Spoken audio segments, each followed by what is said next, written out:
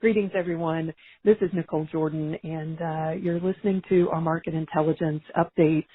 In this series, we feature perspectives from key leaders on topics such as intelligent technologies and innovation, good governance, leadership, diversity and culture, and client centricity. This week, I'm very pleased to welcome Steve Koenig, Vice President of Research at the Consumer Technology Association. Steve, welcome. Thanks, Nichole. Great to be with you. Wonderful. Well, Steve, before we get started, we so appreciate our partnership with you and Gary Shapiro and the entire team at the Consumer Technology Association. And I understand welcome back is in order from Shanghai and CES Asia. How did everything go? We saw great coverage here. Yeah, well, thank you for that. And indeed, this was the fifth annual CES Asia, and there are a lot of signs that the show is maturing quite well, and we expect our attendance will be right around the 50,000 mark, and we attracted over 1,200 media and just about 7,500 senior leaders across the industry, and so all signs are pointing to a really successful event. But that being said, it is nice to be home. It's quite a long distance to travel. Well, welcome home, and thank you so much for joining us today. I know we'll hear more about CES Asia in your remarks and in our discussion today. We'll start with disruptive technology. Disruptive technologies include artificial intelligence, machine learning, robotics, virtual and augmented reality, 5G, among many others. Steve, where should management teams and boards focus when thinking about the key technologies that will fuel change in their organizations, among their clients, and across the economy? Sure. Well, you've mentioned a lot of my favorites, which is great. But I would advise senior leaders and board members to, first of all, focus on what I describe as key ingredient technologies moving forward, and there are two principal ingredient technologies, 5G and AI. This brace of technologies will underpin the global economy as we move into the next decade, and will continue to do so for the foreseeable future. So therefore, it's really understand to have a working knowledge of both these technologies and how they can be applied, because as I mentioned, they will interface and impact virtually every commercial and industrial sector across the economy. Absolutely. And, well, Steve, where are the opportunities for companies to grow through implementing AI or 5G, as you just mentioned? Well, sure. Well, let's unpack 5G for a moment, and just so the assembled ears can understand a little bit more about what 5G is, and then more importantly, how it's different from other wireless generations, and what's it actually going to do. So 5G, there's probably been a lot of announcements that folks are aware of as early 5G networks start to deploy around the world, certainly here in the United States with AT&T and Verizon. And a lot of those initiatives are starting with mobile broadband, and which is great. We call it enhanced mobile broadband with 5G, but that's just the kind of the opening act, if you like, of 5G. And there are two other qualities that really make 5G significantly different, if not unique, compared to other wireless generations, and that is 5G's qualities of greater capacity and then lower latency. And it's those two things that are really going to enable 5G to overlay the entire economy. How? Well, it's going to take a lot of investment by mobile carriers to build out infrastructure. As I mentioned, a lot of initiatives are starting with enhanced mobile broadband. The foundations of the 5G network are really being built on top of the existing 4G LTE network.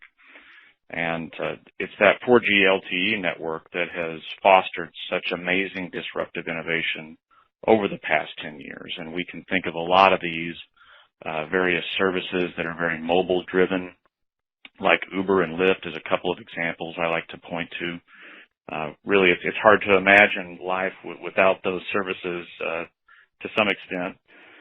But in any case, enhanced mobile broadband will be great for consumers and will continue to fuel innovation in that sphere. But the lower latency and greater capacity will start to impact these other industrial sectors that we're only now really beginning to understand how these sectors will be impacted. And by the way, at CTA, we're actually close to publishing a white paper on this topic, just to alert the listeners that we'll have this documentation ready probably by the end of June. But in any case, with greater capacity and lower latency, this is where we can start to pave a path for a lot of innovations that we've been talking about and actually seeing a bit of more recently, like self-driving vehicles, and then a lot of the automation. And this is where we start to bridge with AI.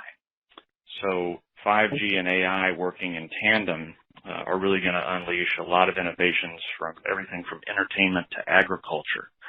And if we think about manufacturing, a lot of automation, and this is where we bridge to robotics. So more and more as we move forward in time, so many technology trends really interlace, don't they? And they kind of, in a layer cake kind of analogy, they team up to render bigger and better things and really advance the economy and society forward. So 5G is going to take a while to build out, however. It's not like flipping a switch. So we're going to be talking about 5G and seeing further developments, I would say, for at least the next 3 to 4 years. Because again, it does require a lot of investment, because the 5G network related to these additional qualities requires more infrastructure, a lot more antennas. The FCC has put down some regulation to really clear the path for those antennas and base stations and so forth to be installed across America. So in other words, localities are barred from preventing their deployment. Why? Well, it's because of the importance of 5G relative to the global economy into the next decade. And having just been in China, as you mentioned, China is quite serious about 5G, and the central government there basically gave deployment efforts a shot in the arm, if you like, with some pretty I guess aggressive mandates. They've summoned the 3 carriers there and said, all right, look, we want you to have early 5G networks deployed across 40 Tier 1 and Tier 2 cities by October. So they're hustling to get 5G networks up and running. And again, why is all this happening? What's the urgency? Well, there's a thing called, early mover or first mover advantage.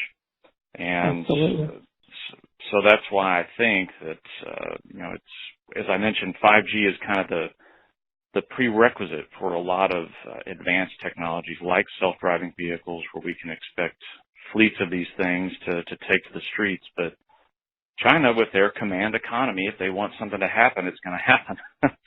So Beijing has gotten quite serious. So there is somewhat of a global race, but this is why things are happening quickly, and hopefully the U.S. will get its act together, and we'll see similar developments happen at a pretty quick pace here. But it's important for leaders to pay attention to what's happening in this space, because as that key ingredient, as that prerequisite to unlock a lot more other innovations, this is why you need to watch this space and keep an ear to the ground for developments as these networks start to light up. But when we bridge with robotics, with AI, we see greater expressions of the technology's capabilities. But it's really 5G, in essence, will become the central nervous system for our economy. And we'll see hospitals, farms, public sector, construction, just the list goes on. And again, we'll have a white paper describing impact on industries coming forward by the end of this month. But and what does some of this stuff look like? Well, like for example, in agriculture, we could have autonomous drones that are able to, with various sensors, cover a vast landscape under cultivation for need for fertilizer or a bit more moisture, maybe more water over here, which ostensibly leads to better crop yields, which helps feed the world hungry. So there are a lot of derivative benefits, but to be able to take advantage of these, we need 5G. And one interesting thing relative to 5G overlaying the whole economy in the manner in which I described, that's going to radically change the business model for the likes of Verizon and AT&T and Sprint, T-Mobile, the others, these mobile carriers. And this is true around the world. And how is this going to happen? Well, today these businesses their revenue and their whole business model is built on mobile broadband. And within 5 years, as these 5G networks fully blossom, they will be doing business with more and more enterprise customers. So 5G, this is something that's important to understand and recognize, is that 5G is the first wireless generation that will be actually led by the enterprise, not consumers. So that's really significant. So 5G, Verizon as an example, may have a direct relationship with hospital systems.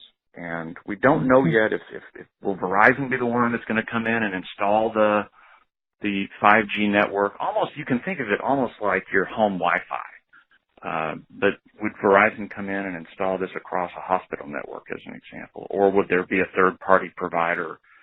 The new business model that will be taking root in the next decade for mobile carriers, we're only starting now to kind of start to learn the requirements and therefore formulate ideas on what the model is going to look like. But it certainly will change, because right now, again, it's the battle over wireless customers and their mobile broadband subscriptions and so forth. Absolutely.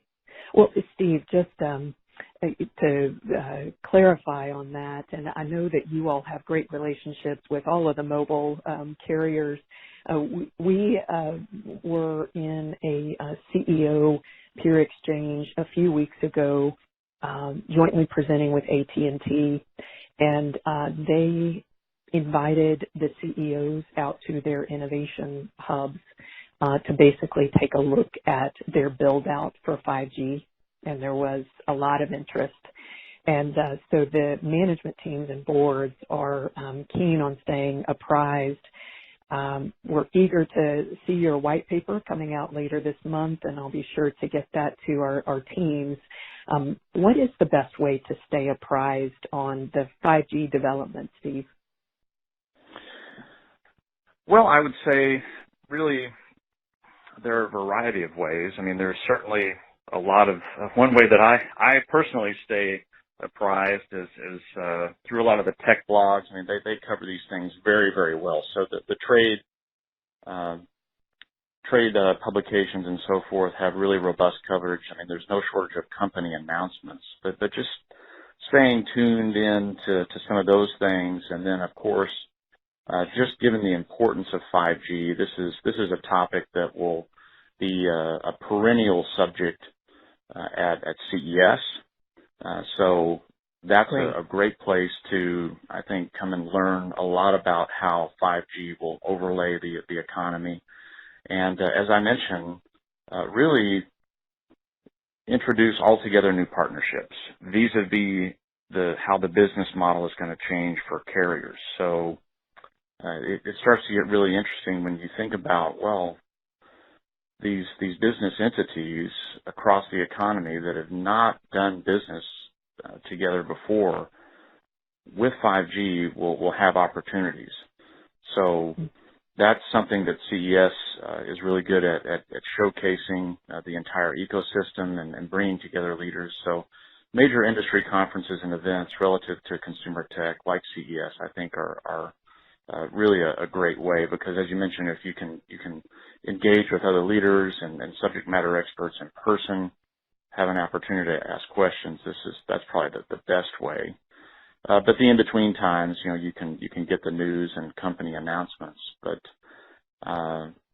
in any case, these new partnerships, chances are, as we move forward, there may be some opportunities that bubble up organically for businesses, because again, these new kinds of partnerships that 5G will render, we haven't really seen before. And a good example I like to point to in some of my Tech Trend presentations is a test case that was conducted over in Japan between KDDI, which is a mobile carrier there, Obayashi, which is a construction firm, and NEC, which folks know as the technology company.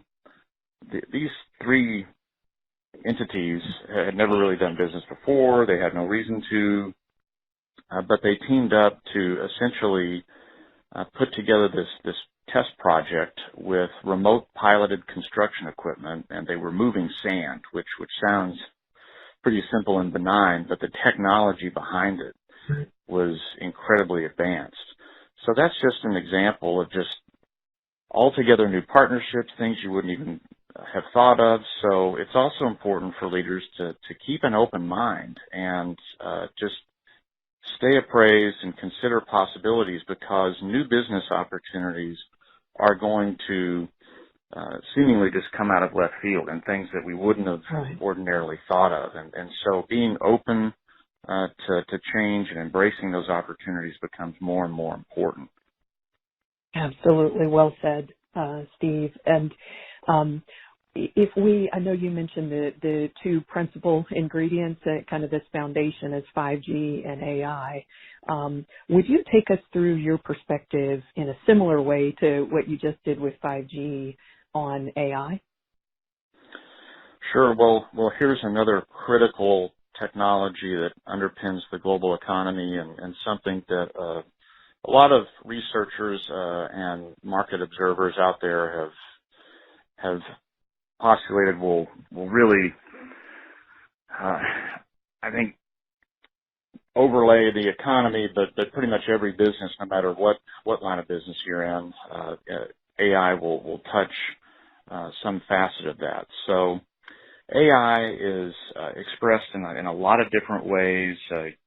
Listeners have probably heard terms like, of course, machine learning and deep learning and so forth. But in essence, I think the way to think about it is AI is really about automation and machine learning, driving insights from very, very large data sets, and that we as humans, it would take us a very, very long time to do. So in some ways, I think AI is right on time, because no doubt listeners have seen many of these projections themselves that forecast just the amount of data multiplying exponentially year over year as we move forward in time. Just the amount of data that we're generating, not only as a business, but as a culture and society overall.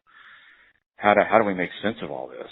And so AI is really going to help. So therefore, it's just, as we move forward, it's important now, but increasingly important as we move forward, that businesses get a handle on AI and apply its benefits, because data is the common denominator in consumer tech. And as we think about consumer tech interlacing with the global economy, therefore data really underpins the global economy as well.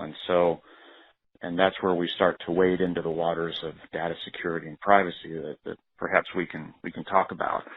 But AI is a critical tool, business tool, to help businesses understand their customers better, understand their own operations better.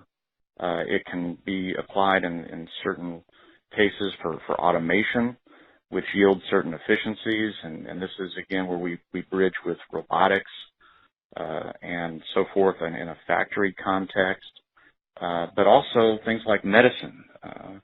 So a lot of different use cases for AI, really no matter what the business is, but being able to interpret data and make recommendations, these kinds of things.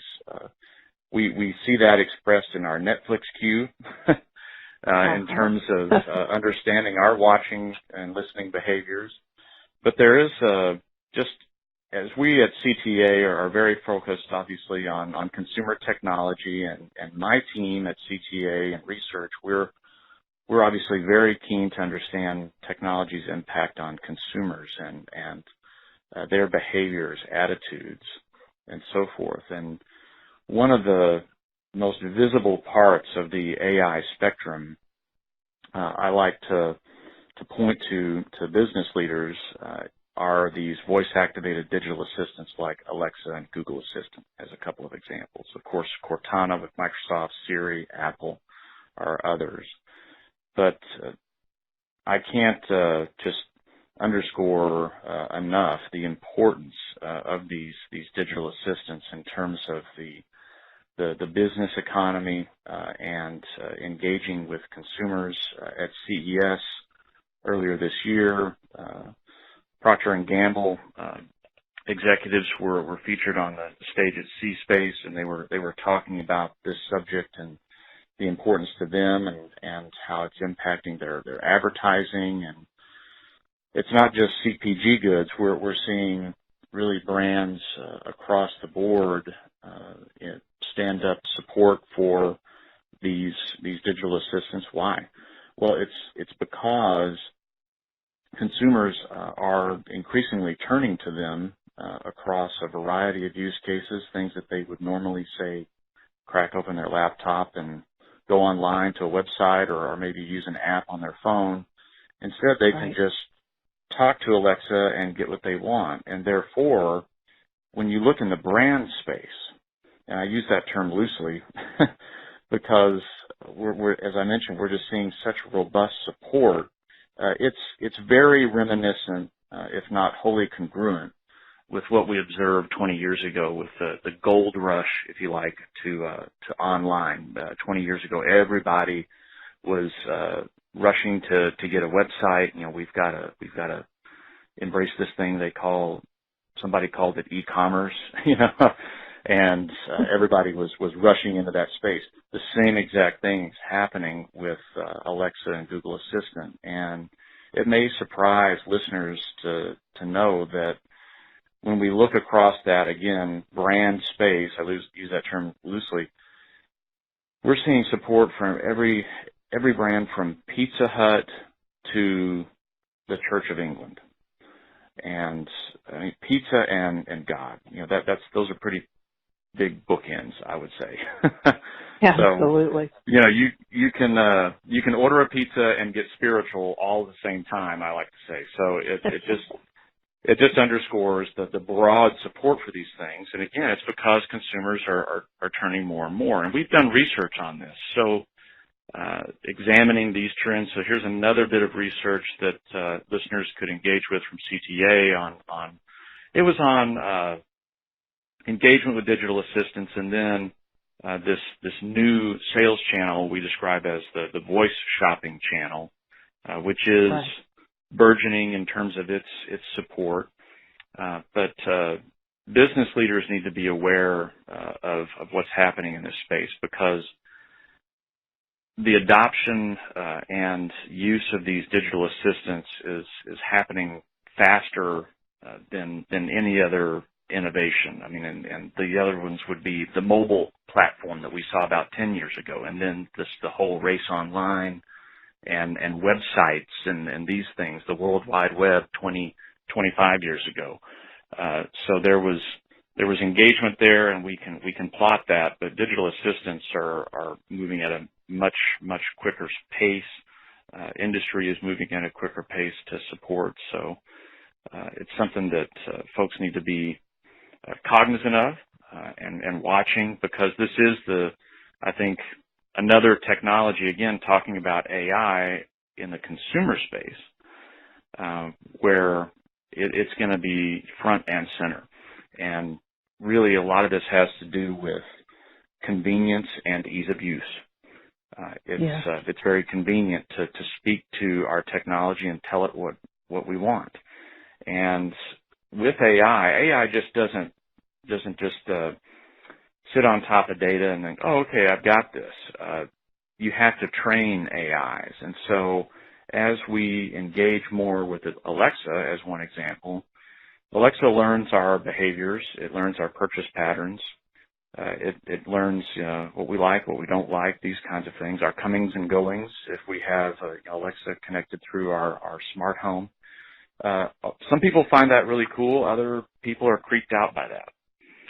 But our research shows that, generally speaking, if any kind of innovation makes life easier, more convenient, saves time, these things, consumers are pretty excited about that. And so this is, I think, what's that? Yeah. But I agree with you. Yeah, well, it's true. And so what can we expect in the future? Well, more adoption along these lines. And then what gets interesting is just thinking about AI in that consumer sphere through these voice-activated digital assistants. We have to, we say Alexa, we say, hey, Google, and we initiate conversations with them now. Well, how much longer before they understand us well enough that they start initiating conversations with us? I predict that will happen probably pretty soon, sooner than most might think. And there'll probably be a way, of course, to say, I don't want that, turn that off. We at CTA, we advocate for options for consumers. They endorse those things, give us more options. But a lot of people will say, hey, that's great. And they'll want to do that. And then so looking even further out into the future, maybe Alexa's no longer just in a smart speaker, but in a robot that's moving around the house and can be where we are. So we don't have to have various speakers plugged in around our homes. So it gets really interesting, but the pace of innovation just continues to accelerate. That's all the more reason it's important to stay appraised of these developments. Absolutely, Steve, and thank you for that overview. And I just wanted to build on that a bit. So if we're thinking about management teams and boards in organizations across the country, their focus areas and kind of the questions that they're asking as they're trying to understand the focus within their own organization and compare that to all that's happening externally. What are kind of the top three functions that you see impacted and benefiting from AI at this point in time? And I think, Steve, you mentioned clearly the customer experience and all things around the customer, no matter the industry. Certainly AI is improving that, and the question should be asked, what are the plans for AI as it relates to the customer? But what are some of the other areas, other maybe functional areas within business that you see benefiting from AI today? Well, how about new product development or new services? I mean, there are a lot of applications that AI can be used to either play a part in, or if not, really be the principal in a new service or something in terms of a new product or a new service. And an example of that would be what Uber and Volvo are doing to operate self-driving vehicles. Google's Waymo applying AI to start a fleet of self-driving vehicles, automated mobility as a service. So there may be opportunities to use AI in order to create new innovations. It doesn't have to stay behind the scenes, and that's an important point. AI has been actually with us for many, many years, and it has been more or less in the commercial and industrial domain, machine learning, again, behind the curtain, if you like, but we're seeing more and more AI interface with the B2C market, and we talked about, voice-activated digital assistants a good bit. That's the most visible expression of that. But then things like your Netflix queue and aiding those consumer services. And beyond that, I would just say look for other opportunities to streamline the business with our own operations. AI can certainly help from financial to operational endeavors. There's a lot of opportunity to use AI, certainly in manufacturing, but a number of other sectors as well to automate processes, great and small, frankly. Right. So security, these things. When we have a camera, we might have in the past had, a team of security guards around, but now with sensors and artificial intelligence, understanding, and we think about technologies like facial recognition and so forth. We know, we used to have these little pass cards. Maybe we still have them, but facial recognition technology can be applied, and so we're already starting to see these innovations come forward with, and it's not just the B2B space, the B2C space. Cameras at your front door that have AI operating behind the scenes that can detect. We think about latchkey kids, and kids are coming home from school, and so as soon as they're detected, the facial recognition knows, okay, my son's just come home. Maybe then the system can automatically send me a text to let me know that he's arrived. Things like that are great, but think about how that could be extended and applied in a business context at a certain compound or even an office building. So lots of different ways that AI can be helpful operationally or in automation. So to review, it's certainly customer data to drive better insights, but also new product development opportunities. How can we leverage AI to stand up new products and services? And then how can we apply AI to our own business and our own operational pursuits in terms of maximizing efficiencies through automation?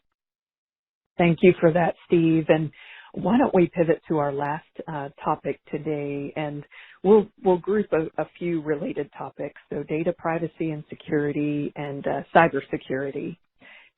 Share with us, again, kind of thinking from the management and the board perspective in organizations, what are some of the key aspects that need to be top of mind for them and the questions that they need to be asking as they think through their near-term and long-term strategies? Well, here is a topic that will also be a perennial one, I think, for certainly the next 10 years, across the next decade. But wow, it's a big one. As I mentioned, data it's the common denominator in consumer tech, and therefore really underpins the global economy. So I think leaders need to be very aware of the what's, the hows, the whys, the wheres, in particular, the where. Where are we collecting this data? Is it in Europe? Is it in China? Where is it? And all these things. Why? Well, because data is we used to say money makes the world go around. Well, now it's data. It really is. It just all comes down to data. Of course, we want more money and we want to make profits in these things, but data is going to help us make that happen, and we have to keep it secure. So I think leaders need to be cognizant of what steps is the organization taking to secure data, At CTA, we constantly advocate for self-policing of industry and less regulation, light regulation, if you like. So therefore, I think businesses that are more transparent, certainly if they're consumer-facing, really, or even business-facing, it doesn't matter. Just more transparent about the who, the how, the where, the why with data collection, the better, and then the steps that they take to secure that data. Because I think one of the focus areas in consumer tech that we'll hear more and more and more about over the next 10 years will be data encryption and security as a function of data's importance to the global economy. This is a need now. It's certainly going to be a greater need in the future, in the near future. So staying appraised of developments there, ways to secure data, and so forth become critically important, because we've all heard of these various hacks and data breaches and so forth, and that can be catastrophic for a business. And without knowing a lot of the details, it's possible that some of these organizations just simply didn't do enough, or they didn't recognize some of the dangers. So here's where I think it makes sense to work with subject matter experts and folks that specialize in these areas, simply because I think the message is don't let that be you in regard to some of these data breaches, because it can be catastrophic. And we've done research at CTA in the consumer area, thinking about data security and even data privacy. And if this happens, if there is a data breach with a product or a service company or a service in particular, consumers are skeptical about working with that company or that service again because of that. So it can have serious ramifications on future business. So the time is now to get serious about data encryption and security. But again, I would advocate for transparency. This is another key insight from our research and it makes sense that consumers endorse when companies do tell them in plain English and not a lot of legalese with a 5-page mailed summary of the privacy statement and so forth. Very difficult to read. Not many people understand it, and it's just, frankly, it may be a legal requirement, but it's certainly not incredibly helpful for a lot of consumers. At least that's what the research says. So speaking plainly to our business partners, to our customers, if they're consumers, about how we collect and protect their information and their data becomes increasingly important. It's important now, but certainly more so in the future. Thank you, Steve. And thank you so much for sharing your insights today, and look forward to continuing to team with you and your team. And we will certainly share your research and white papers that you referenced today and beyond. We are also, as you know, great fans of Gary Shapiro's book, Ninja Future, The Secrets to Success in the New World of Innovation. And we'll continue to share all of your publications and thought leadership across our team. So thank you very much. You've given us a lot to think about, Steve, and we look forward to keeping the conversation going. Thank you for your time today. Thank you.